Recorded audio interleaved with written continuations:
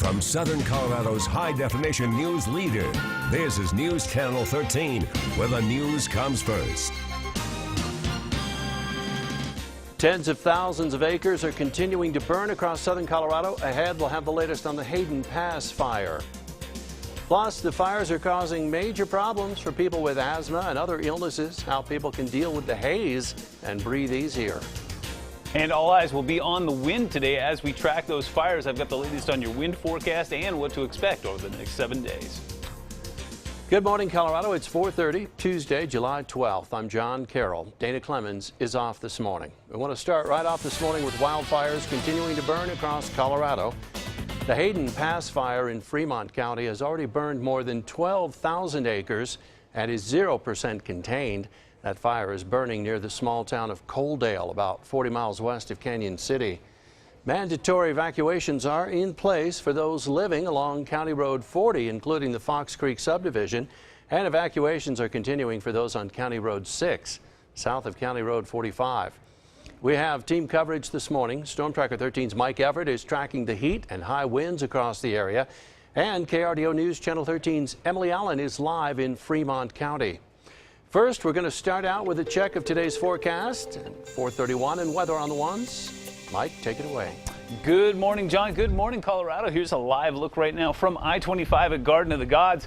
The thing we want to see today is calm winds. We're seeing that right there, 62 degrees, courtesy of our underwater connection camera. Good morning. I hope you're starting your day off well. Today, traffic is looking good so far. Seeing some light cloud cover out there, and that so far is about it. We got a chance to cool off quite a bit more overnight tonight than we did last night. Remember, we were in the 70s overnight in the Springs this time yesterday. 67 is where we are currently in Pueblo, and finally starting to see some 30s up in the high country. Again, this is what we want to see in terms of firefighting weather. Cooler and calmer, and that looks like the mode that we are in today. 64 in Lamar right now, seeing 60 in Rock Rimmon, 58 in Peregrine. Woodland Park not quite online yet, 56 in Falcon right now, 48 for our friends in Peyton, 64 Pueblo West. Canyon City still down, 61 in Colorado City, and way down south, 61 in Trinidad, 58 currently in Walsenburg, 60 up at the Sand Dunes. Here's your live HD Doppler radar, and again, we are looking clean and clear. We did track a thunderstorm that moved through Lamar overnight last night that is now making its way off to the east towards the Kansas state line. We're going to talk about how warm it gets today, but more importantly, we're going to talk about your wind forecast coming up and how that will affect the firefighting efforts coming up in my full forecast in just a few moments. John, back to you. Mike, thanks. Happening now, firefighters are battling that massive fire in Fremont County. KRDO News Channel 13's Emily Allen is live this morning, and you spoke with people who evacuated, Emily.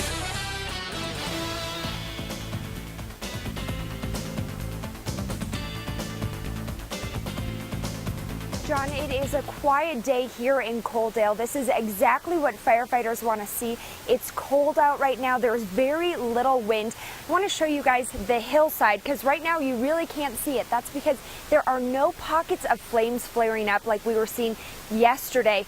Now, this doesn't mean at all that this fire is out, and we do know that today is going to be another tough day for firefighters. Now, what they really need is more support in the air, but right now that is difficult to come by. This smoke plume is a constant reminder this fire is inching too close to Coaldale. This one is right here, so it's really scary. And not knowing, can we go back? Will there be anything to go back to? Very unpleasant. It's very hurtful. We're just praying that our place doesn't burn down. You can see all the different pockets of smoke along the foothills here. Now, this fire has nearly doubled in size as it's burned its way east. Neighborhoods race to get out as the Hayden Pass fire roars on, eating up thousands of acres of dead trees. And with this steep, rugged terrain, firefighters on the ground can't do much. The U.S. Forest Service needs more aircraft. It's gotten 2 helicopters and it's requested more. But those aircraft are elsewhere, fighting other fires. It'd be really wonderful if they had about 10. That'd be good. But if they're diverted somewhere else, maybe their fire's worse. Kathy Kaber says they left a lot behind. We didn't pack very much because they were trying to hurry us out of the trailer, and so we didn't get a whole lot of stuff, but hopefully the fire will go the other way. And and Linda Lotto worries, but she keeps telling herself, It's stuff. It's just, you hate to leave it, you hate to lose it, but it's really, you have to think it's just stuff. and while this fire burns thousands of acres, so far homes are untouched. Evacuees hope it stays that way.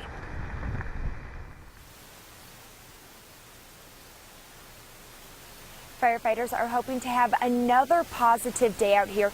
They're saying that yesterday was a positive one because not a single home burned. Now we're going to be live out here and continue to bring you updates on conditions throughout the show. In Coaldale, Emily Allen, KRBO News Channel 13. Emily, thank you. The string of fires across the state is presenting a challenge to many local agencies. How to help out as well as be ready for local emergencies. Right now, several firefighters from Pueblo have already stepped up to help crews in Fremont County, and a group of 4 firefighters and an engine from Fountain are also helping fight the Hayden Pass fire. 4 from Colorado Springs are in Boulder County, and more are ready if needed. But we keep our gear ready, we stay well trained, and when we say that we're going to be available for that, we're ready to walk out the door. Those crews say they're walking a fine line, making sure to keep their regular coverage areas safe while helping out neighboring counties. Crews are also fighting a fire burning at Fort Carson. So far, the Mountain Post says it has grown to nearly 700 acres. It started Sunday night on a training range on the south side of the post. And we're learning more about 2 campers accused of starting the Cold Springs fire in Boulder County. Jimmy Suggs and Zachary Kuykendall appeared in court yesterday. According to arrest affidavits, the 2 started a fire in order to read their Bibles. They said they put rocks over it to put it out. So far, that fire has destroyed 5 homes and burned more than 600 acres. We have a health alert for people living along the Front Range. Smoke from the Hayden Pass fire is lingering into El Paso, Pueblo, and Teller counties and could cause breathing difficulties for people with asthma. If you're at risk, experts warn you to stay indoors, close your windows, use air conditioning to combat the haze. You can get the latest on the Hayden fire on our website, including more on evacuations, the size of the fire. That's at krdo.com. You can also track the windy conditions with our Storm Tracker 13 app, and you can find the latest wind speeds and fire danger in your area. Download it from the App Store or Google Play. 4:37 now. More answers could be coming in the case of Dylan Redwine. Investigators in La Plata County say they have found what they're calling items of interest. A search was conducted this past weekend. The La Plata County Sheriff's Office says the items are being sent off for testing. Dylan Redwine went missing in 2012 while visiting his father over Thanksgiving break. Some of the Monument Boy's remains were found nearly 7 months later. His father, Mark, was named a person of interest in the case but has never been charged. Police departments across the country are looking at officers' safety after last week's deadly shooting in Dallas. Ahead, we'll have a look at whether big changes could be coming to one local police department.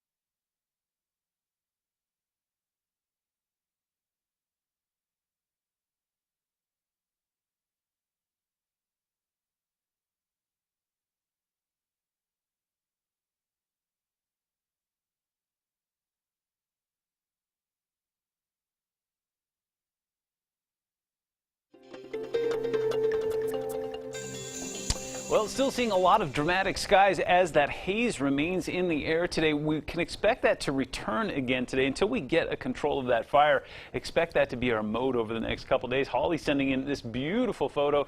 Yeah, unfortunately, hazy skies do make for some gorgeous photos, but yeah, we'd like to see that gone as quickly as possible. Big question will be all about the smoky sky. So this morning we're expecting those northeast winds to start off early. That will push the smoke into the San Luis Valley. Now that will switch around to the south and the southwest a little bit later this afternoon, and what that will do is send that smoke back out into Pueblo for sure, and possibly into the Springs, very similar to the setup that we saw yesterday. Currently 50 degrees in Hayden Pass right now. Over 10,000 acres have been burned, and it is currently 0% contained. The good news, though, as we saw with Emily's forecast there, or her broadcast, that we are calm there right now. Something I do want to point out to you about red flag warnings. You remember yesterday we had them top to bottom. Now we're just seeing them to the north of I-70 there, just a little bit west of Denver, because the reason really is all of the same ingredients are there except for the wind. The wind will be considerably less today than it was yesterday. Again, some really good news there. Temperatures in the mid-60s in the Springs right now, 67 in Pueblo, seeing some lower to mid-60s out into the plains, 71 in Springfield, and again, very happy to see some cooler temperatures up in the high country currently. Highs today will be a little bit cooler than we saw yesterday. Look for us to get into the mid-80s in the Springs, lower 90s in Pueblo. Again, happy to report that even out towards Lamar and La Junta, we won't be getting into that triple-digit territory. 70s and 80s up in Leadville and all spots up in the high country. Live HD Doppler radar, I do want to just pull back and show you that those showers that were passing over Lamar earlier now making their way out towards the Kansas state line, and expecting that to basically taper off here within about the next 30 minutes. Putting Skyscan into motion, there is some weather. It's just not anywhere near us right now, making its way across Nebraska and towards St. Louis right now, but closer to home, we're not looking at a whole lot in the way of shower activity. Do want to put Skycast in motion and show you that we do see the possibility of some stray showers a little bit later this evening out towards the eastern plains there, but again, no significant rain in our forecast today. Wind will be a factor again today, but mostly along the front range. It looks like Colorado Springs will actually be the gustiest of all the places, 20 miles an hour a little bit later this afternoon, but the good news is not looking for any big gusts in the mountains, and looking for all of that to calm down as we get into the later hours. Tuesday and Wednesday will continue to be dry. It looks like our next chance for significant showers will come in on Thursday, along with a front that pulls us back into the mid-80s. We will stay there as we go towards the weekend, and then temperatures will warm slightly into the 90s for the weekend. 90s is where you'll be in Pueblo today. We're going to warm you up to 98 on Tuesday. Then your shower chances return Thursday, Friday, and Saturday. We're going to take you back into the 90s, or the upper 90s there as well. As a matter of fact, by the time you get to Sunday and Monday, could be downright hot again.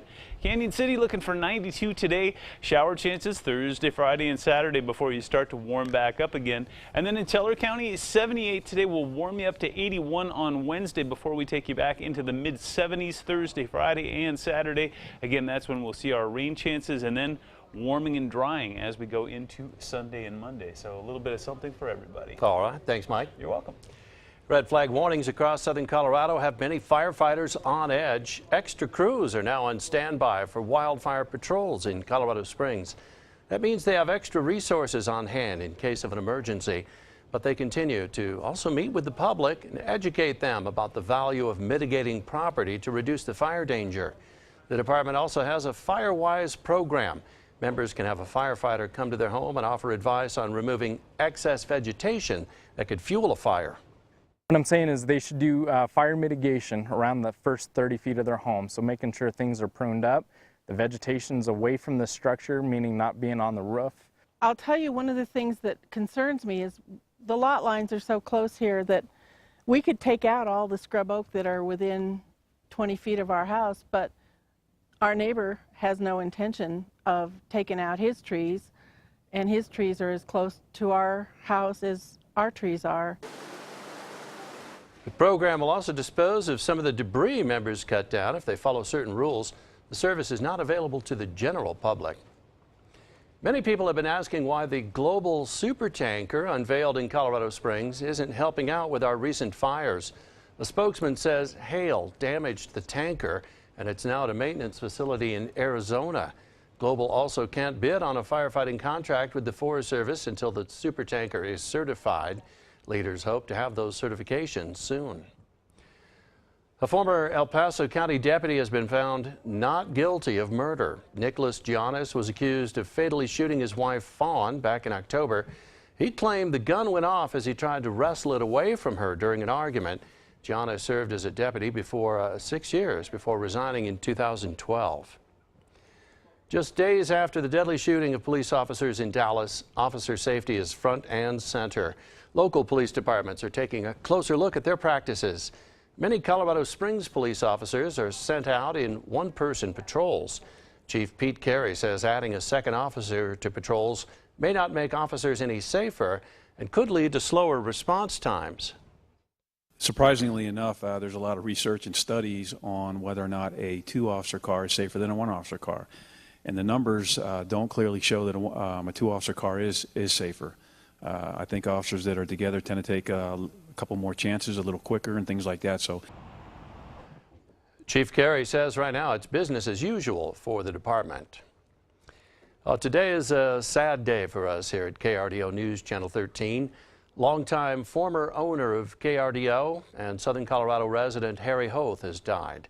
Hoth was the owner of Pikes Peak Broadcasting for many years and was also a Colorado Springs City Council member and mayor. He was 92. Coming up on Good Morning Colorado at 6, we'll have a look back at his legacy. One woman was trying to catch them all at a local park when she saw something she didn't expect. How playing with the popular app may have helped her save a young boy's life. And here's a live look at I-25 and Garden of the Gods through Colorado Springs, all quiet on this Tuesday morning. Time now 4:48.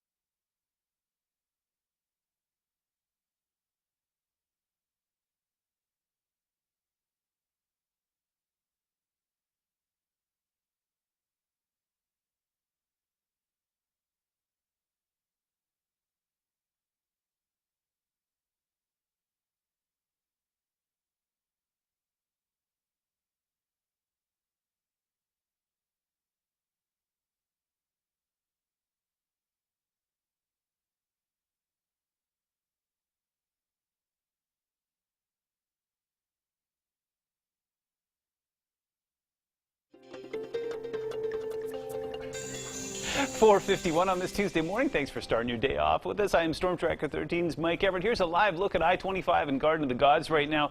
Just starting to see a little bit of daylight on the horizon there. Traffic moving well. 61 degrees, and what we really want to see today is calm. We're expecting winds to be considerably less than they were yesterday, and that will help with the firefighting efforts, and hopefully, knock wood, should keep us out of red flag territory today as well. Speaking of winds, there we go. We've got calm in the Springs, 7 miles an hour in Pueblo, seeing kind of a due west moving from Salida and Canyon City there, but again, single digits, exactly what we want to see as we go into this new day. We are seeing some gustier winds out towards the plains. Hopefully shouldn't have any effect on the firefighting effort. 65 degrees in the Springs right now, 67 in Pueblo, and again, happy to see some cooler temperatures again up high as well. 37 in Leadville, 41 in Gunnison, 54 Salida, 45 Alamosa. Seeing some mid-60s out towards the plains and one stubborn 71 there in Springfield. 54 in Briargate currently, 58 in Rock Rimmon. Good morning, Rock Rimmon. You look good today. 56 in Falcon, 63 in Pueblo West, 61 Colorado City, and way down south, 60 in Trinidad, 57 in Walsenburg. And if you want to get really cool, you can head to the Levita Pass. It's currently 48 degrees there. I am tracking one shower that has now almost officially left Colorado. It's now moving into Kansas there, and you can see really losing some steam there. So not tracking any showers this morning, looking good temperature-wise, wind-wise, and now storm-wise as well. So all's well that starts well. All right, let's hope it stays quiet for a while. Thanks, Mike. Sure. 4:52, we have a Target 13 alert for you this morning. Continental Mills is recalling its Krusteaz Blueberry Pancake Mix. The company says a blueberry nugget in the mix is made with a small percentage of flour that was recalled by General Mills over possible E. coli contamination. The recall affects pancake mixes manufactured between April and June. So far, no one has become ill. Millions of Americans are grabbing their cell phones and heading out in the heat in hopes of catching Pokemon. But the app may have saved one boy's life in Arizona. Jeanette Warren was walking around the park looking for Pokemon in triple-digit temperatures while she was there. She saw two teens yelling at a boy who was running back and forth. She says that after seeing how sick the boy looked, she knew she had to do something. I noticed that the little boy was on the ground and one of the older boys was standing over him and yelling at him. At that point, I just called 911. Minutes later, the boy collapsed from the heat. Officials say if she hadn't been around, he might not have received the help he desperately needed.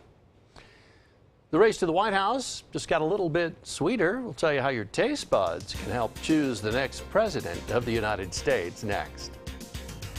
And our photojournalist Peter Miller is out capturing the beauty of this Tuesday morning in southern Colorado.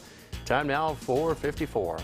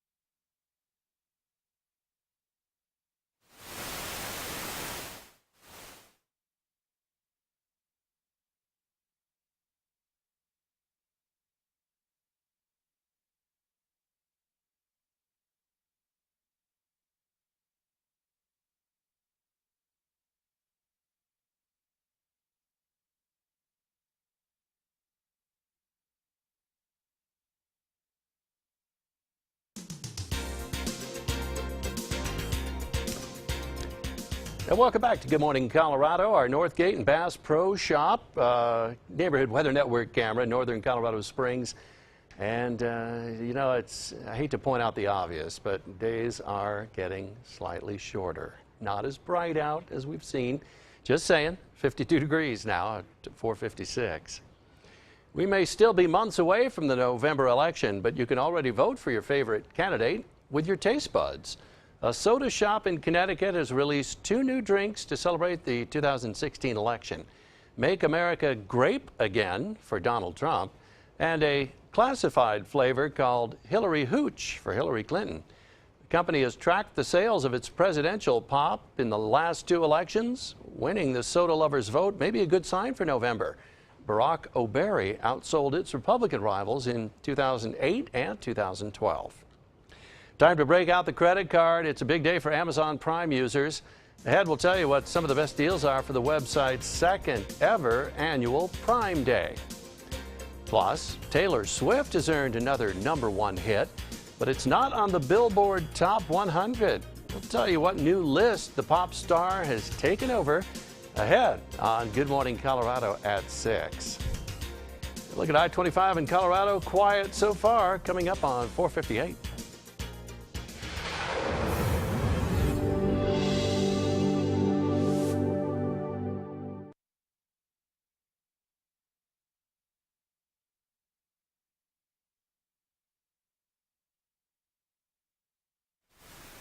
Families from 109 different homes here around Coaldale that are waking up in a different place because they are still evacuated. Okay, yep, mic check 1 2 3 4 5 6 7 8 9 10 1 2 3 4 5 6 7 8 9 10 1 2 3 4 5 6 7 8 9 10